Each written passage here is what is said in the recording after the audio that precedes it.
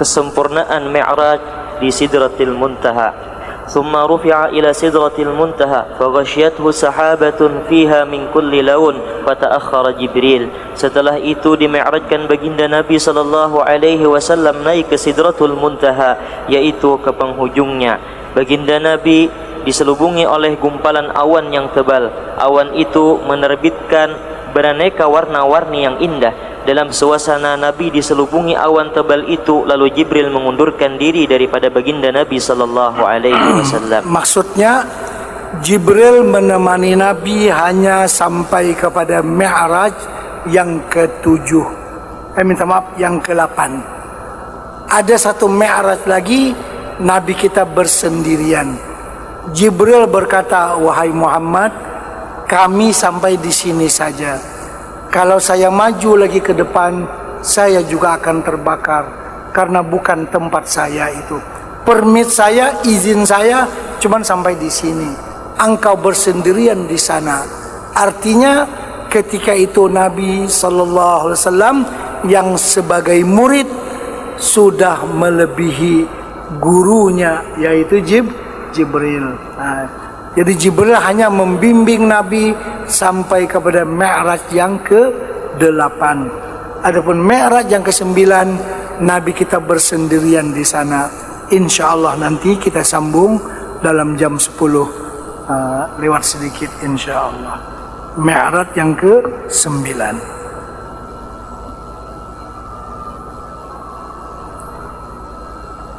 Di sini ada beberapa soalan. Yang pertama, dalam kita beribadah apa yang sebaiknya kita harapkan, ridha Allah atau rahmat Allah, dan apa bedanya? Sebenarnya yang kita harapkan adalah ridha daripada Allah. Itu kemuncak daripada tujuan kita mencari daripada Allah Subhanahu wa taala. Ilahi anta maksudi wa ridhaka matlubi. Jadi ridhanya Allah itu merupakan tujuan daripada segala ibadat yang kita laksanakan. Adapun rahmat Allah itu merupakan menggambarkan kepada sesuatu yang sangat umum. Apa saja rahmat Allah itu ada bagian-bagian daripadanya. Termasuk rahmat Allah itu dititipkannya kepada induk ayam, sehingga induk ayam kalau ketemu beras yang keras itu dipatahkannya untuk dapat dipatuk oleh anaknya yang masih kecil-kecil itu bagian-bagian daripada rahmat Allah. Artinya rahmat Allah itu dijelmakannya kepada segala sesuatu. Adapun ridha Allah artinya Allah meridai kita, tidak marah kepada kita. Dalam Isra Mi'raj Nabi diperjalankan apakah roh beliau ataupun jasadnya.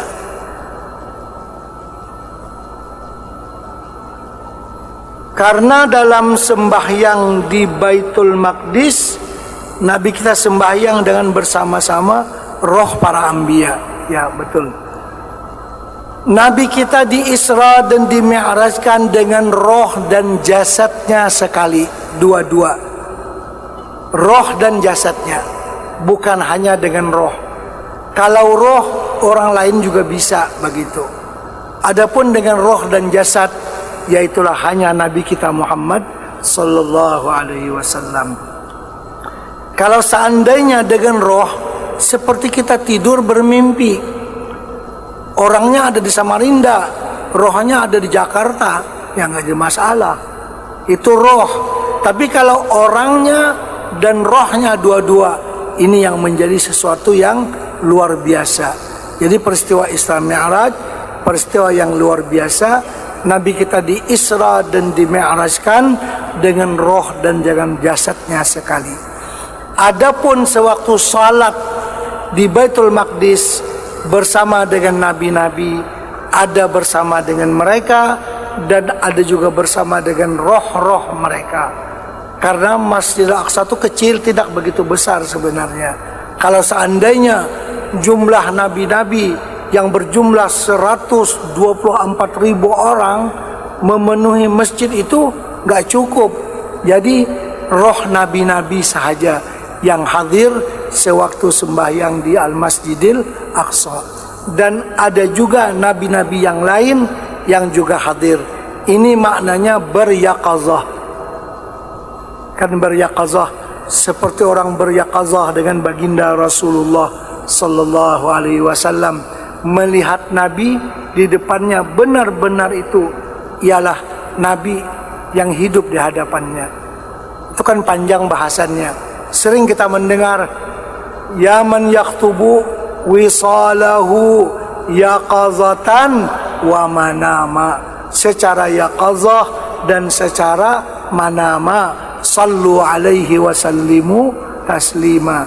Ada orang yang bermimpi dengan Rasulullah, dan ada orang-orang yang tertentu beryaqazah dengan Rasulullah, melihat secara nyata. Tapi sebenarnya itu jelmaan nabi, bukan nabinya, walaupun dalam yaqazah sekalipun.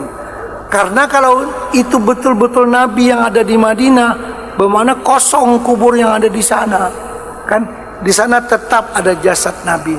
Yang dia lihat ini jelmaan yang 100% sama dengan Nabi sallallahu alaihi wasallam. Itu dalam perbahasan yaqazah, dan memang sudah diterima oleh para ulama, orang yang bermimpi dengan Rasulullah ataupun beryaqazah dengan Rasulullah sallallahu alaihi wasallam. Baik, sekadar itu dulu, wallahu alam.